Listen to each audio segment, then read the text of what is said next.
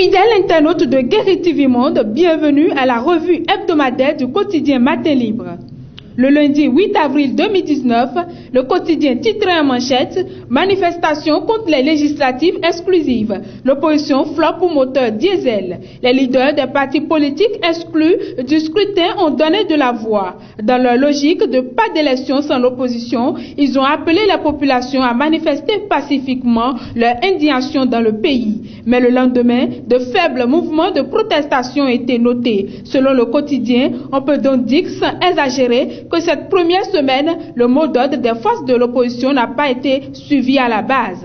Qu'est-ce qui n'a donc pas marché? Les forces politiques opposées à la gouvernance Talon sont-elles dans la dynamique d'un moteur diesel? S'interroge mon confrère Mike Maounan. Le mardi 9 avril, le quotidien plaque à sa une en trois du gouvernement de la rupture, des réformes, les populations dans l'expectative. Le gouvernement de la rupture a entrepris de multiples réformes dans divers secteurs, mais ces réformes peinent à se concrétiser tant dans le domaine de la sécurité, de la santé, de l'éducation, des infrastructures et de l'énergie.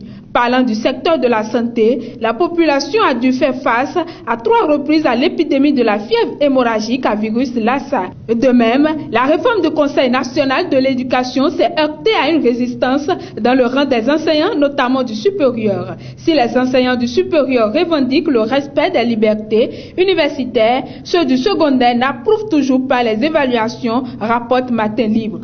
Le bilan des 3 ans de la gouvernance Talon refait encore surface le lendemain, mais cette fois-ci avec le volet PAG. Le journal titre « Consolider la démocratie, l'état de droit et la bonne gouvernance, 3 ans après pilier 1 du PAG, le contraste ». Un contraste qui ne va pas empêcher le chef de l'État de s'adresser aux Béninois. Le quotidien titre le jeudi 11 « Échec de consensus dans la crise préélectorale, Talon veut situer les responsabilités ». Talon va répondre aux questions des journalistes sur l'actualité sociopolitique du pays. Même si les législatives seront le sujet principal, il n'y aura pas de surprise selon mon confrère Mike Maounan. Il poursuit en disant à ceux qui s'attardent à ce que le président fasse usage de ses prérogatives constitutionnelles en prenant une ordonnance, Patrice Talon va certainement répondre que juridiquement, les conditions ne sont pas réunies. La dernière parution du quotidien s'intéresse à la poursuite du processus électoral. Matin Libre titre à sa une ce vendredi « Poursuite du processus électoral, Humbedi le joker de Talon ». 3 autres titres ont également fait la une du quotidien. Transférer de l'argent de votre téléphone vers votre banque et vice-versa. Move et Banque Atlantique facilitent la vie à leurs clients. Et enfin, foultitude de propositions à Talon pour des législatives inclusives. Donc tout ça à l'eau. Parlons des informations pêle-mêle à présent.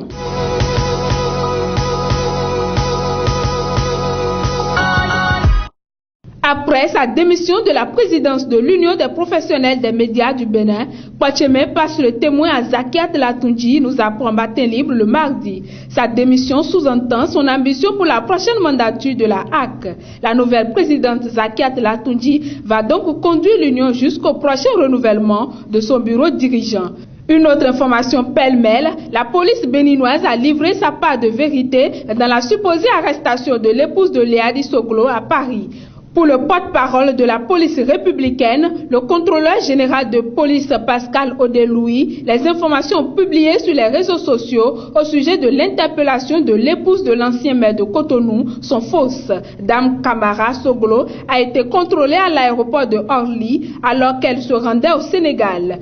Un contrôle de routine auquel sont soumis en général tous les voyageurs. Dame Myriam Soglo est donc libre de ses mouvements. La dernière information pêle-mêle est relative au tirage NCA Épargne Sika. Le numéro de compte du client, Yaya Rachidi, a été choisi par hasard et il gagne une somme de 2 millions de francs CFA sur près d'une centaine de clients éligibles.